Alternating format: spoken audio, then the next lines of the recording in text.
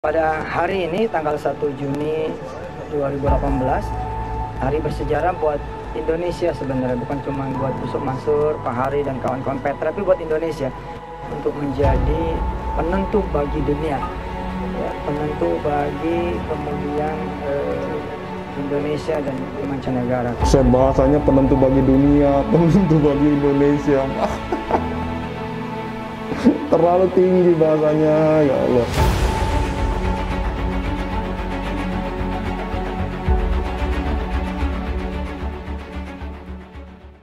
Bismillahirrahmanirrahim. Assalamualaikum warahmatullahi wabarakatuh. Kembali lagi bersama saya Al-Walid.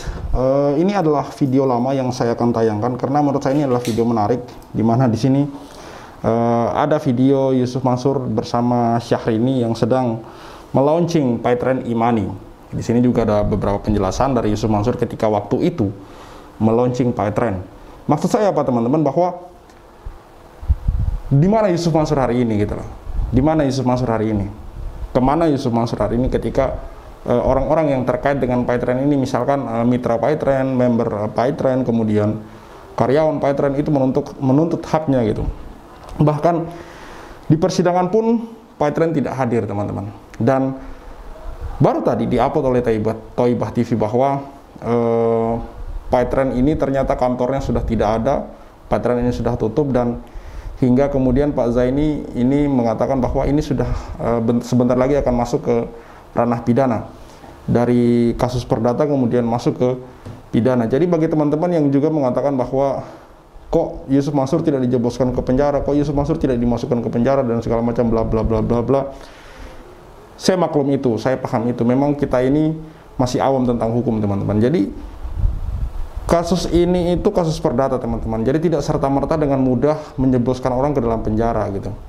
Kasus perdata itu panjang teman-teman. Ada banyak film-film dokumenter atau biografi yang menceritakan tentang kasus-kasus di luar sana. Tentang kasus-kasus perdata itu bisa memakan waktu sampai bertahun-tahun teman-teman. Bisa memakan waktu sampai bertahun-tahun. Makanya saya pun berniat untuk kemudian mengabadikan setiap wawancara saya dengan para korban, untuk kemudian saya bikin menjadi video dokumenter insya Allah untuk beberapa waktu ke depan teman-teman. Baik, kita simak video lawas Yusuf Mansur yang mempromosikan PayTrend, yang dengan semangatnya mempromosikan PayTrend. Nanti juga saya akan bacakan komentar-komentar dari para korban teman-teman. Bukan dari para korban, dari para netizen maksudnya. PayTrend sebelum disuspend itu 2,3 triliun omsetnya. Kita ngejar target omset 20 triliun per bulan. Duit kita ini selama ini dibohongin sama orang. Kan kita kalau nanya ya, Pak Satpam punya duit berapa kamu di bank? Paling 500 bos. Dia lupa, dia 3,5 juta orang yang seperti si Satpam. Tiap bulan 3,5 triliun dipakai sama orang buat modal. Padahal kalau dia bayar listrik, beli pulsa, beli air, belanja Mac di KFC, pakai PayTrend, kan duitnya di PayTrend. Dengan itu kita bisa beli gelang bank-bank yang dijual, perusahaan-perusahaan yang dijual. Besok target saya beli 30% saham Telkomsel yang dijual ke Singapura. Tapi ini nggak bisa di live-in. Ya, itu aku hanya ingin mensosialisasikan ini harus langsung. Pak Hari, Pak Hari sini, Pak. Ini udah belum nih semua nih? Ayo. Suasana. Cus, Oke, jangan lelet Anda. Cepat. Ayo lo, suruh cepat-cepat Mak Teteh. Siapa punya? Boleh. Assalamualaikum.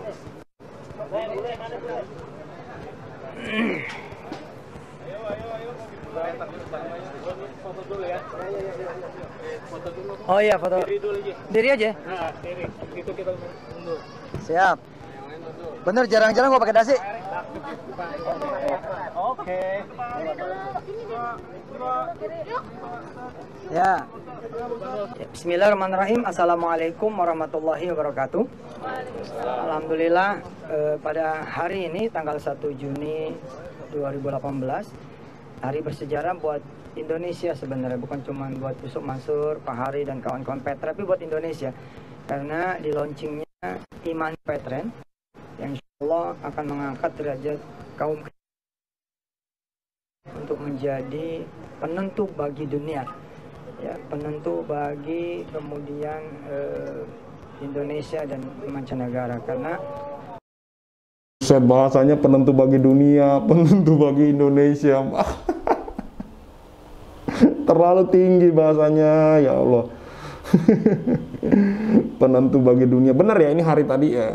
Tadi Yusuf Mansur sempat menyebut Pak Hari gitu. Jadi kalau tidak salah memang ini Pak Hari Prabowo. Ngeri bahasanya, penentu bagi dunia dong. Karyawan aja nggak dibayar, penentu dunia gimana? dengan Petren orang-orang kecil akan berubah, tidak sekedar menjadi pengguna tapi menjadi pemilik, tidak sekedar menjadi pemakai tapi dia menjadi pengusahanya.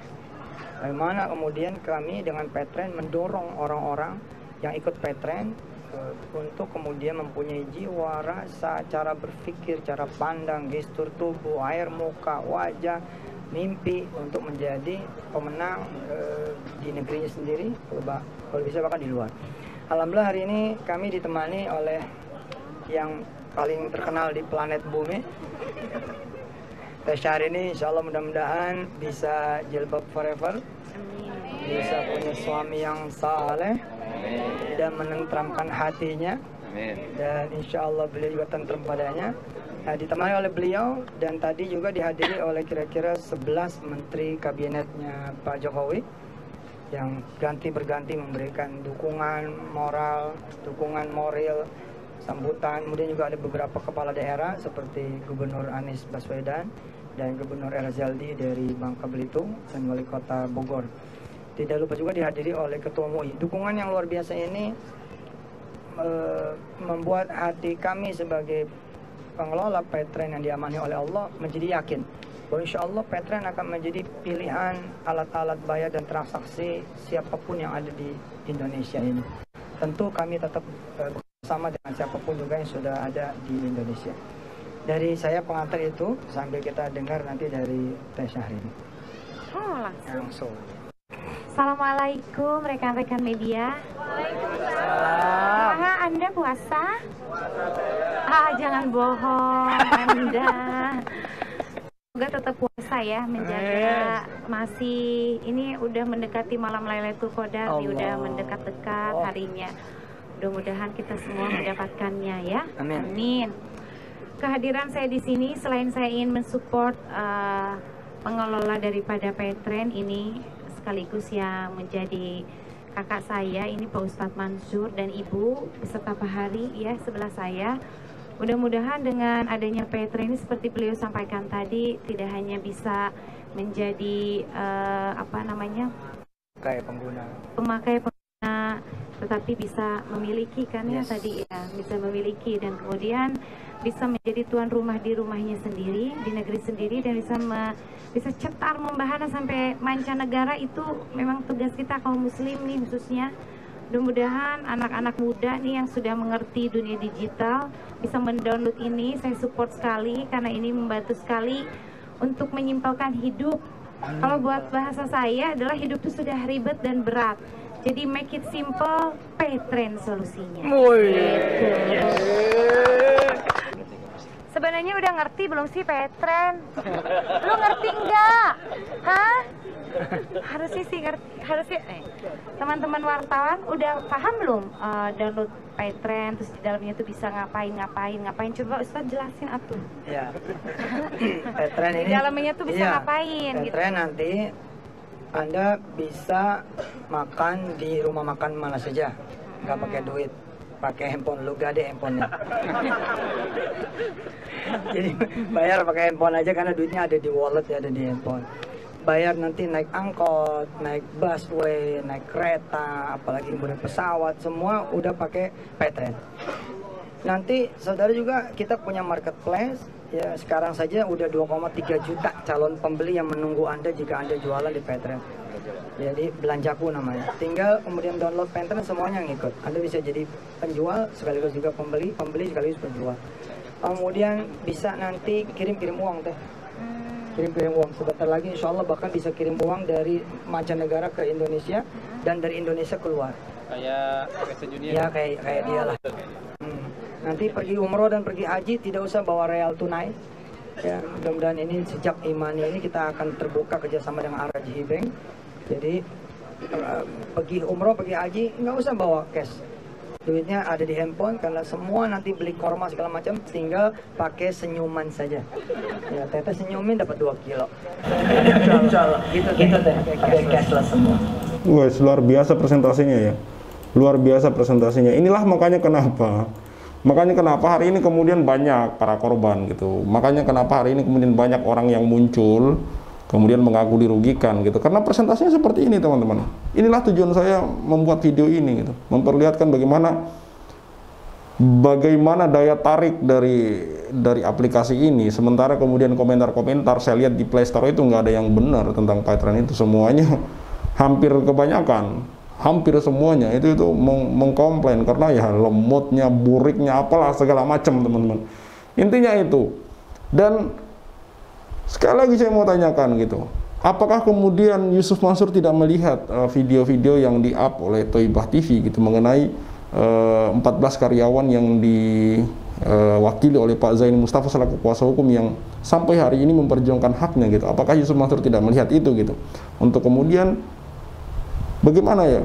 Dia kan seorang public figure, seorang tokoh yang kemudian selama ini menyuarakan tentang saling berbagi, saling memberi gitu. Ini itu hak orang loh.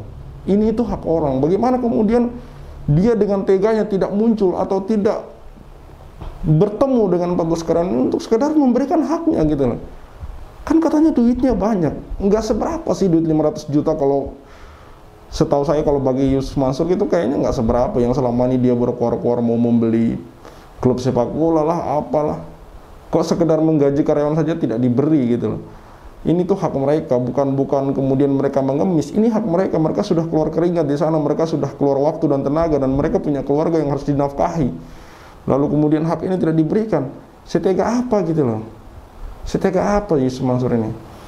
Baik, kita simak atau kita bacakan bersama komentar-komentar para netizen. Bayar cup gaji karyawan, kayak yang iya aja. Tujuannya uang sedekah dijual Islam dan nabinya, astagfirullah. Kenapa mau bayar? Karena kena kibul. Dengan menipu jamaah, banyak. Aplikasi burik, coba lihat di Play Store, ulasannya negatif semua. Nah iya kan, bener kan apa yang saya bilang tadi. Mansur kayaknya lebih pintar jadi sales daripada jadi ulama. Caranya malak. MLM itu selalu tidak adil untuk anggota terakhir. Jika tidak ada lagi anggota baru yang join, hindari MLM, cari saja direct selling, lebih adil untuk yang kerja keras. Ya iya betul. Ketika sebenarnya ada yang mengatakan bahwa multi level marketing itu tidak salah, tidak sepenuhnya salah, karena ada multi level marketing mungkin yang dimaksud direct selling ini mungkin yang ada produknya gitu. Lalu kemudian kenapa Paytrend ini kemudian menjadi bermasalah? Karena produknya sudah tidak lagi dijual gitu. Orang kemudian mendapatkan uang bonus dari downline yang direkrut gitu loh.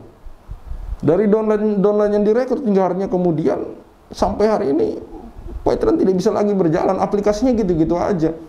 Sementara aplikasi dari tempat lain kayak M-Banking segala macam itu mengembangkan programnya, mengembangkan aplikasinya gitu.